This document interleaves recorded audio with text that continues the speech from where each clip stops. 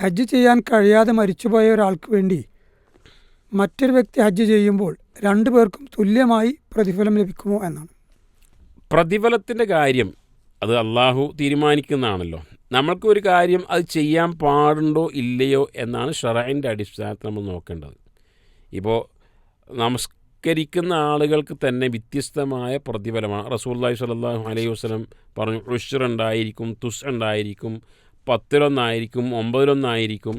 അപ്പോൾ ഇന്ന ഒരാൾക്ക് അയാൾക്ക് എത്രയാണ് അതിൻ്റെ പ്രതിഫലം എന്ന് ചോദിക്കാൻ സാധിക്കുകയില്ല.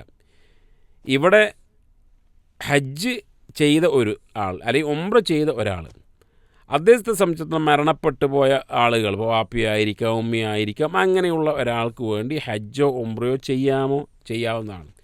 എന്നാൽ രണ്ടു പേർക്കും ഒരേ കൂലി കിട്ടുമോ അല്ലാഹു ആലം. ഏതായിരുന്നാലും വല്ലാഹു